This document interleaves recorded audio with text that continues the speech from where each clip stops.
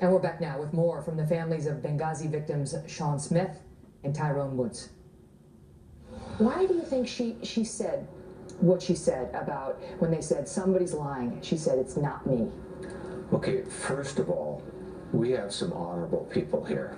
The members of the three other families, they are honorable people. And I don't want to be political. To politicize the death of my son would be dishonoring to Ty. All I can do, and I did bring my notebook that I carry every year. I've carried these for years. And I'll just read what I said, and then I will let people, whether you're Democrat or Republican or Independent, draw your own conclusions. You wrote this down right after. Yes. This is what I will write down, or I wrote down. I gave Hillary a hug and shook her hand, and she said, we are going to have the filmmaker arrested who was responsible for the death of your son. Yeah, and I remember that evening when Ty's body flew in, I was on the phone with my dad, and that was exactly what he was saying. That was the information we had at the time, and that was what I believed, and I had no correspondence directly but through him, and that was what we were going on really for the first over a month after he passed. What do you feel when you hear the congressional investigators say no stand-down order was given? That's not how it went down. Despite the testimonials of the guys who fought the fight, and you hear partisans say, would you move on? Benghazi's done. Well, I think what you said there about the individuals who actually were on the ground, I really believe that is what holds the most weight. The individuals on the ground, no matter what, there's multiple people there who are corroborating, and I would say that those multiple people who have identical testimonies on that. What do you think, Charles? Okay, the men on the ground are totally reputable. They risk their lives because of integrity, because of honor. They don't lie. They have no motivation to lie.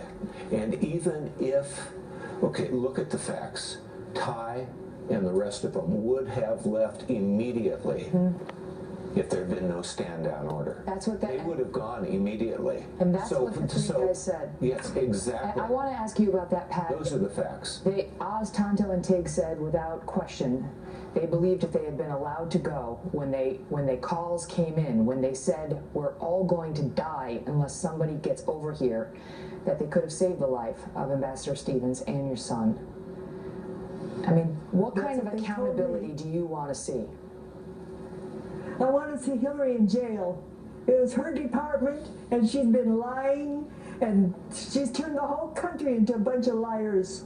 It's an extraordinary thing when you think that, Charles, your son died trying to help Pat's son, Ambassador Stevens, and others, and you met some of the CIA agents whose lives he did save at the premiere last night. I've got to go, but I want to ask you, what was that like?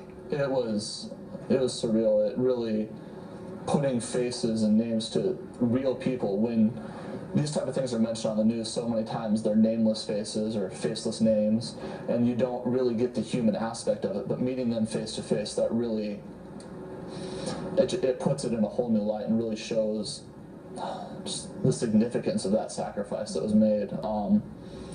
In the movie, one of the dialogues when they were leaving to the annex, it was Ty's character said, well, this is about the end of our contract work, and the response from one of his comrades was, well, that's a small price to pay for doing the right thing and being able to live with themselves. And that right there is just the true hallmark of just the kind of heroes that they were and the men that they were. He's the one who said, none of you has to go, but we're their only chance.